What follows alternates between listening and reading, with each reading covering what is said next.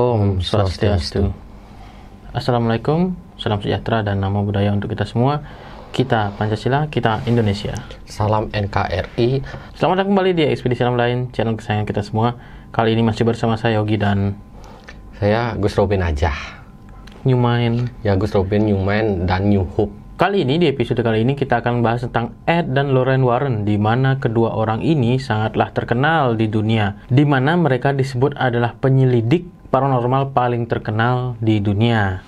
Banyak sekali kasus-kasus tentang yang berhubungan dengan yang namanya gaib mereka tangani. Ed dan Lorraine ini adalah sepasang suami istri ya, yang pastinya laki-laki dan perempuan. Ed yang laki-laki dan Lorraine yang perempuan. Mereka sudah meninggal ya beberapa waktu tahun yang lalu, di mana Ed itu meninggal pada Agustus 2006 dan Lorraine istrinya meninggal pada April 2019. Ed awalnya bukanlah seorang penyelidik paranormal ataupun seseorang yang memiliki kekuatan paranormal gitu, ataupun yang berhubungan dengan hal yang gaib. Gaib dan supranatural ya, mungkin. Bukanlah orang yang berasal dari seorang yang memiliki praktisi tentang supranatural ya. Ed adalah veteran Angkatan Laut Amerika Serikat Perang Dunia II dan mantan polisi yang menjadi demonologis, otodidak, penulis, dan dosen. Sementara istrinya, Lorraine, adalah seorang cenayang terkenal dan mediumisasi kesurupan ringan yang bekerja sama dengan suaminya. Jadi mereka ini seperti saling melengkapi gitulah ya. Walaupun Ed tidak memiliki, namun dia mempelajarinya tentang demonologis. Adapun beberapa kasus terkenal yang dihadapi oleh Ed dan Lorraine Warren, di mana kasus-kasus ini biasanya menjadi cikal bakal sebuah film horor ya. Di antaranya adalah Amityville, yaitu rumah Amityville yang terkenal angker, pembunuhan tahun 1981, di mana Arne Johnson dituduh sebagai pelaku pembunuhan atas majikannya Alan Bono. Terus ada tentang manusia serigala, keluarga Smurf, keluarga Perrons, dan juga salah satu yang terkenal adalah boneka iblis Annabelle. Ya, langsung saja Gus Robin, gimana pendapatnya tentang kedua penyelidik paranormal ini, atau langsung terawangannya gimana? Mereka masih menjadi ghostbuster di dunia sana. Di saat kematian mereka kan sudah meninggal. Mereka sudah meninggal, di sana juga mereka masih menjadi ghostbuster. Karena begini, mereka percaya ada makhluk gaib baik dan jahat. Bahkan di luar negeri, teknologi yang modern dan agama itu dijadikan nomor 2 di luar negeri. Masih percaya dengan adanya iblis, makhluk gaib, setan, dan lain-lain. Masih percaya mereka. Karena mereka sendiri mengalaminya. Bagi yang tidak pernah mengalami, ya itu nggak ada gitu. Tapi bagi orang yang pernah mengalami, pengalaman itu kalau dibilang gimana ya, berat sekali. Saya pun dari kecil tinggal di berbagai tempat ya, sampai pada dasarnya tinggal sekarang di Bali ini, saya mengalami hal-hal gaib gitu. Seperti gimana hal-hal gaib tersebut? Ed dan Lorraine Warren dulu ya. Iya, oke. Mereka itu sebenarnya pada awalnya mereka bukanlah seorang paranormal atau spiritual atau supranatural. Karena setiap hari mengalami hal gaib. Diketok pintu, bisikan, melihat, mimpi, firasat. Intinya benda-benda itu bergerak sendiri itu. Seperti bergerak, pintu itu digedor, di atas digedor, ada suara-suara aneh, gaib, bahkan ketindihan yang berlebihan, mimpi buruk, ketindihan. Orang paranormal yang memang benar-benar paranormal yang terpilih itu biasanya, dia akan mengalami gejala-gejala mistis tingkat tinggi dari kecil sampai mereka dewasa, sampai mereka putus asa mencari solusinya. Terakhir solusinya dia melawan makhluk gaib tersebut, terutama Lorraine ini. Yang perempuan, istrinya. Ya. Awalnya dia yang disakiti oleh makhluk gaib. Akhirnya dia melawan makhluk gaib tersebut dengan kekuatan pada dirinya. Karena manusia mempunyai kekuatan aura dan energi dalam tubuh yang mampu melawan iblis sekalipun jika bangkit dalam diri. Intinya seperti ini. Kita sudah tertekan ya, setiap hari diganggu oleh makhluk gaib sampai ketakutan, sampai putus asa. Mau tidak mau, orang yang terdesak selalu melakukan hal yang tidak masuk akal. mereka yang takut dengan iblis dan setan, jin, mereka sendirilah yang akan melawannya. Nah, kebetulan si Loren ini menang melawan mereka gitu katanya. Akhirnya datanglah makhluk-makhluk gaib yang baik sebagai pelindungnya. Namun tetap saja sampai kematiannya dia tetap akan diganggu oleh seperti saya. Tetap masih, tapi ada pelindungnya. Gitu. Sebentar dulu tentang Ed dan Loren ya. Tadi Gus Robin menyebutkan Ed dan Loren ini karena sering diganggu oleh sosok gaib, suara maupun dengan benda gitu ya, dengan wujud juga bisa kan. Ini keduanya sekaligus yang diganggu, Ed dan si Loren. Si Loren yang paling keras. Ed diganggu tapi dia tidak seperti si Loren yang tidak seperti menyadari gitu ya, tidak menyadarinya ya. Dimasuki makhluk gaib pernah dia, sampai dia mengeluarkannya sendiri. Intinya seperti saya katakan, saya pun mengalami hal yang sama seperti yang dirasakan Loren, bukan yang dirasakan Ed. Ed itu kan mempelajari, Loren itu kan alami dia, tanpa belajar. Dia belajar dari memang yang dia alami. Disakiti dulu, habis disakiti, kita yang melawan mereka, kita yang mengeluarkan mereka. Karena terdesak, sifat melawan itu muncul seperti saya ya dulu, pengalaman saya. Berbagai macam bisikan, dipanggil-panggil, di langit-langit, duar gitu, kedengaran. Yang lainnya nggak dengar, saya dengar gitu. Tiba-tiba baru ketindihan tiap hari, ketindihan saya. Mimpi buruk setiap hari, ketindihan setiap hari, dipanggil, melihat api, melihat leak langsung. Saya pernah waktu tidur, saya dijilatin lagi langsung sama dijilatin di sini ya, kan saya tidur gitu, saya melihat seperti orang ketindihan tuh, itu sih matanya, ini dijilatin langsung, ini matanya ini merah, kulitnya itu seperti kulit kelapa, kulit pohon kelapa ya, tangannya ini seperti orang sudah berkeriput pohon kelapa, ini bertaring dua, lidahnya ini yang panjang. Lidahnya ini dah yang. Setelah saya bangun, saya tendang itu. Duar. Mereka jadi angin. Jadi yang saya temui adalah gaib, bukan nyata. Setelah itu saya sakit 3 hari. Ya. Kalau Loren sendiri nih, sosok apa yang mengganggu dia sampai dia menjadi lebih kuat gitu, menjadi ya.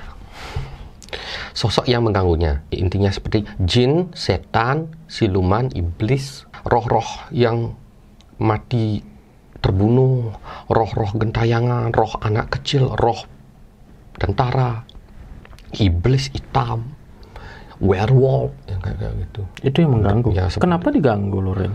Seperti wanita kuntilanak sana gitu. Begini, Loren itu punya anugerah yang tersimpan di dalam tubuh. Jika makhluk gaib bisa membunuh orang yang punya anugerah tersebut, maka dia akan sakti mantraguna.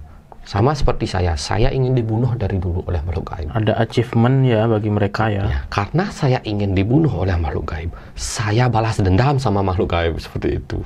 Ketika saya jadi paranormal, saya keluarkan senjata-senjata gaib saya. Entah itu rantai, entah itu cakra, entah itu api. Apakah sama juga dengan Loren memiliki senjata-senjata gaib? Iya, punya. Senjata seperti apa? Dia senjatanya kalau tidak salah seperti ada pedang cahaya seperti ada energi dalam, energi terkumpul dalam. Dia bisa meng-cure atau mengobati dirinya sendiri menggunakan energi itu. Dia bisa menyerang menggunakan energi itu.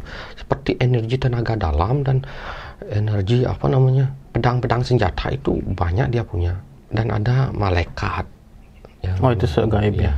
Itu cahaya, serangan cahaya. Kebanyakan dia kan Kristen. Dia menggunakan cahaya senjatanya. Cahaya menjadi pedang, cahaya menjadi panah, atau cahaya menjadi rantai, atau menjadi energi ledakan itu. Kalau si Ed sendiri, apakah ada sosok gaibnya juga? Seorang kakek sih, masih leluhurnya. Karena saya lihat leluhurnya. Tapi kalau Loren memang dia beda kelahirannya dia. Ya. Meskipun suami istri tapi kan beda. Makanya yang diincar selama ini bukanlah Ed, Loren lah sama. Kalau bisa mendapatkan itu telat karena dia sendiri bangkit energinya dalam tubuh. Intinya seperti ini. pada dasarnya kalau kita sedang terjebak dan kita sedang terdesak, kita akan melakukan hal yang hampir kita takuti, kita lawan. Sesuatu yang kita takut, kita lawan. Contoh, kita takut pada kecoa, bisa kita injak kecoa itu kalau terdesak. Kita takut dengan ular, bisa kita bunuh ular itu kalau kita terdesak. Padahal takutnya luar biasa. Takut itu menjadi keberanian gitu. Jadi keberanian berbalik karena terdesak. Karena Loren sudah ini tidak ada jalan lain gitu lah ya. Dicekik oleh 3 iblis pernah mau. Tapi tidak berbarengan, satu-satu dia dicekik. Seperti saya dicekik hampir dari kecil, sering dicekik sampai saya lawan sendiri. Kuku-kuku panjang udah hampir tiap hari saya lihat, malas. Sampai saya umur 11 tahun baru berani tidur sendiri. Dari kecil saya nggak berani tidur sendiri karena teror makhluk gaib yang berlebihan, terlalu hyper mereka. Sampai saya sesak nafas pernah. Ya, berarti si Loren ini pernah dicekik. Teror. Sama juga ya. Sama ya pengalamannya ya. Tadi kan Gus Robin bilang mereka kan ini sudah meninggal ya. Mereka di dunia sana menjadi Ghostbuster. Itu ngapain gitu? Kan mereka ada di dunia gaib. Mereka sudah gaib. Bisa karena tugas mereka seperti itu. Seperti apa tugasnya, ngapain? Memburu iblis, memburu setan yang jahat. Mereka jadi pemburu ya. Pemburu akhirnya. Dan di dunia ini jadi pemburu, di sana pemburu juga. Karena tugasnya di sana. Memang berat menjadi seorang yang seperti itu. Saya hampir pernah, kalau nggak salah 3 bulan lebih, hampir 4 bulan. Kemungkinan hampir 4 bulan ya, saya anggap 4 bulan tidak masuk SMP. Fakta ini. Karena saya terkena teror gaib. Teror makhluk gaib, saya nggak berani masuk sekolah. Setiap saya masuk sekolah, saya selalu dilihatin oleh makhluk gaib itu. Seorang anak kecil SMP yang mirip seperti saya, yang mukanya pucat dan berdarah. Di bangku kosong duduk dia. Kebetulan bangku kosong itu tempat duduk saya. Makanya setiap hari saya diteror, saya nggak berani masuk jadinya. Itu sampai seperti itu loh terornya. Kebangetan ya. Nggak salah mereka. Jika mereka bangkit, mereka akan kuat. Makanya kenapa mereka sering diteror oleh makhluk gaib. Orang-orang spiritual yang seperti itu. Karena mereka punya anugerah yang ingin direbut dari tubuh. Jika anugerah itu bisa mampu direbut, maka orang tersebut meninggal tiba-tiba dan makhluk gaib itu menjadi sakti mandraguna. Makhluk gaib kan tidak butuh harta, tidak butuh makanan yang berlebihan. Mereka butuh kekuatan untuk menjadi seorang yang sakti di sana. Jika sudah sakti, ya mereka banyak pengikutnya. Kalau ini kan mereka sering menemui kasus ya di dunia nyata ya, kasus tentang paranormal ya, demonologi, iblis, setan dan sebagainya. Apakah mereka ini beneran gitu? Maksudnya terjadinya teror tersebut gitu, yang mereka hadapi. Apakah ada yang bukan gitu, yang mereka hadapi, atau semuanya adalah kasus paranormal yang mereka hadapi? Sebenarnya mereka semuanya benar. Cuman kalau benda bergerak seperti tiba-tiba bergerak seperti itu kadang-kadang kita yang melihat bergerak tapi bendanya nggak bergerak. Seperti ilusi. Ilusi jadinya, ilusi makhluk gaib itu. Ada itu seperti itu. Kalau dari pandangan batin Gus Robin nih, dari pandangan mereka nih, mana yang paling seram menurut mereka yang pernah hadapi? Mereka menghadapi itu ketika di rumah tersebut makhluk gaibnya fix 100% jahat. Entah yang di mana ya itu. Itu apakah makhluk tersebut iblis ataupun sebenarnya iblis yang bercampur dengan roh-roh jahat. Itu yang paling seram menurut mereka ya. Mereka tidur di sana, mereka diganggu sampai pagi. Tak bisa tidur. Mau dicekik, di kayak gini. Kayak ngomong, "Pergi kamu," gitu. Keduanya seperti sebuah raungan. Itu di gini. Apakah rumah tersebut adalah bekas pembunuhan? Ya. Hamidville kayaknya ya. Gak tahu. Ya. Saya nggak jujur. Apakah keluarga yang dibunuh di dalam rumah itu? Ya, berarti itu deh. Roh-roh jahat. Ya, itu ada iblisnya itu. Ya, Hamidville berarti. Itu ada iblisnya di sana. Kasus Hamidville berarti yang paling seram menurut Padang Matin, Iya, Mas menurut Rubin saya. dan mereka juga gitu. Masa begitu? Saya nggak tahu nama-nama orang, nama tempat, letak tempat saya nggak tahu. Biar jujur aja, ngapain juga sok-sok bisa tahu gitu. Iya. Cuma saya tahunya seperti itu di sana mereka luar biasa. Seperti kita seperti berada di kalangan Peperangan gitu ya. perang, di kalangan yang ribut di dalamnya, kesakitan, teriakan, kalanya gangguan luar biasa, hyper teror, ghost terror. Nah, gini ya, hyper ghost terror. Oke. Itu dia pengalaman mereka ya. Ya. Lalu mereka ini kan hobi mengoleksi ya, mengoleksi benda-benda paranormal. Contohnya adalah boneka Annabelle. Apakah sampai sekarang masih ada, Gus Rubin? Kalau Gus Rubin lihat. Masih benda-benda Dan benda-benda seperti itu. itu apakah Banyak. horor? Ya horor lah. Mengandung energi ya. Mhm. Seperti boneka Annabelle dan gaun pengantin yang terbunuh itu juga pernah ada di film. Ada yang suka kayak gitu, tapi saya nggak suka. Beda-beda orangnya. Ya. Suka koleksi. Apakah itu suatu hal yang berbahaya nggak ya? Apakah harus ada, Kalau dianya sih nggak bahaya, dianya. karena dia bisa mengendalikan Dia bisa ya? mengendalikan. Tapi kalau yang nggak bisa mengendalikan, Bahaya. Gini ya, ketika jiwa itu memiliki anugerah yang tinggi, maka ketika bangkit, bahkan makhluk gaib yang jahat bisa tunduk dengan energi. Ada energi seperti sesuatu cahaya di luar tubuh kita yang membuat mereka itu menjadi seperti itu. Bisa mereka tunduk dan tidak bisa mengganggu. Tapi kalau sama orang lain mengganggu dia. Jadi saya katakan tidak apa bagi mereka, ya bagi orang lain yang apa-apa. Ya 100% apa-apa gitu. Karena mereka itu bukan mereka dikendalikan lagi, bukannya Loren dikendalikan makhluk gaib lagi. Dia yang mengendalikan makhluk gaib. Itu bedanya ketika jiwa kita yang diberikan anugerah bangkit. Dulunya dia dikendalikan, tapi ketika bangkit dia mengendalikan. Makanya dicari anugerah itu. Kenapa? Anugerah yang memang luar biasa itu jika didapat oleh makhluk gaib, maka makhluk gaib itu memiliki kemampuan mirip seperti Loren bisa mengendalikan atau spiritual lainnya di dunia ini gitu. Dia yang mengendalikan, bukan dia yang dikendalikan. Itu bedanya. Itu faktanya ya. Ya. Oke, ada hal yang lain Gus Rubin sebelum kita menutup video kali ini? Mungkin share pengalamannya. Share pengalaman 11-12 dengan dia. 11-12 ya. Bedanya dia di luar negeri, saya di Indonesia.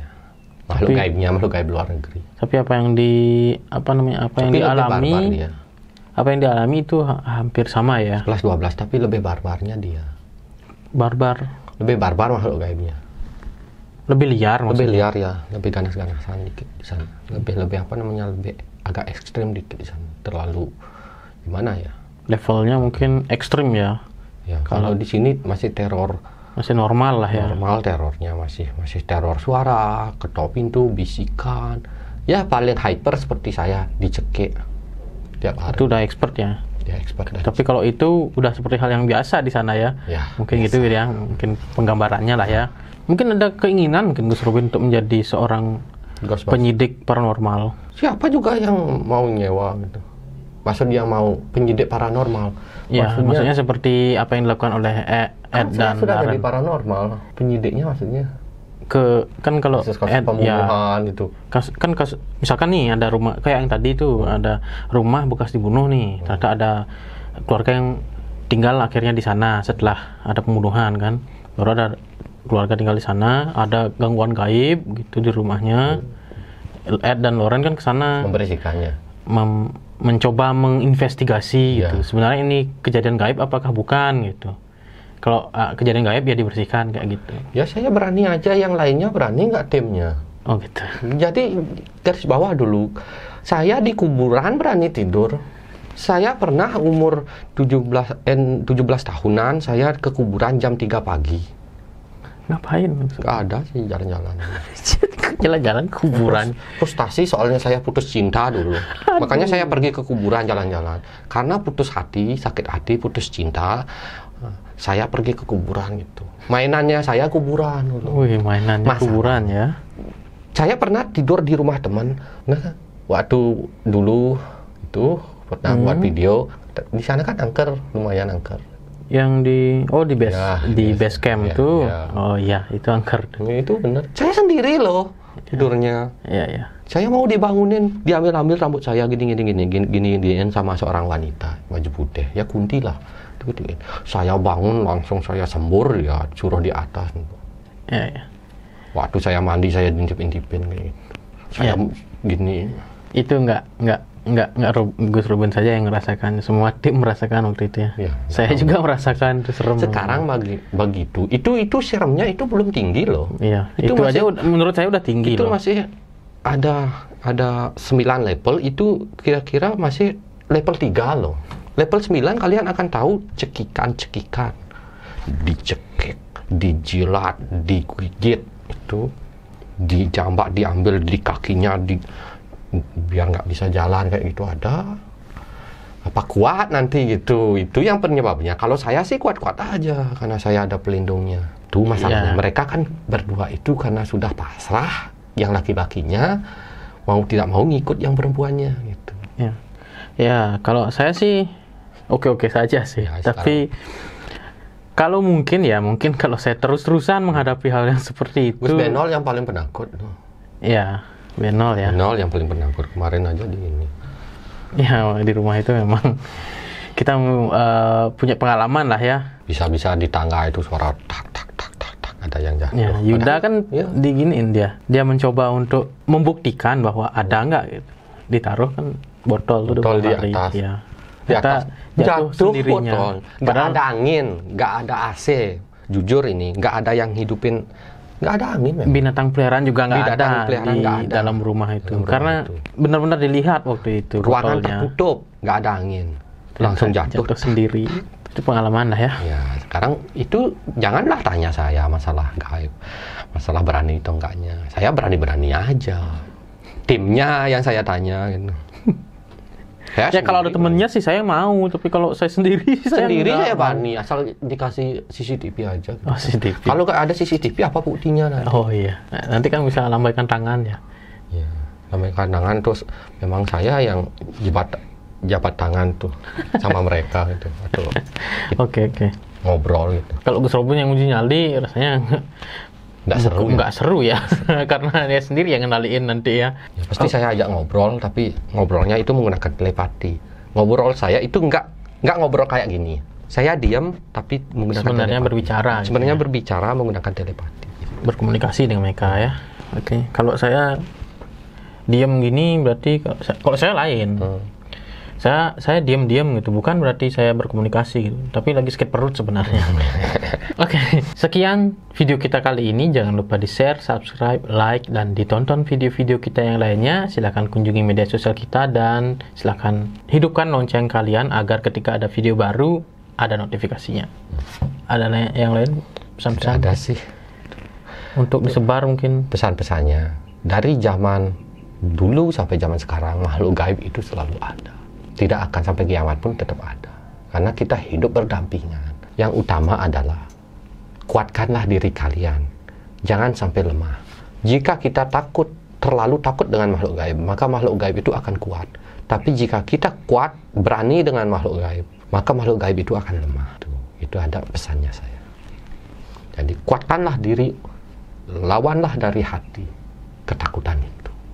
Lawan dari hati gitu ya. Buka hatinya, pakai lempar hatinya ya, jadi bom atom. Kami pamit undur diri. Saya Yogi, saya Gus Robin aja. Gus Robin OMG Lovers, Gus Robin New Mind, New Hope, New Generations, Gus Robin Fanatic Lovers, dan Tabib Gus Robin. Sampai jumpa di video selanjutnya. Pramu Santi. Om Santi Santi.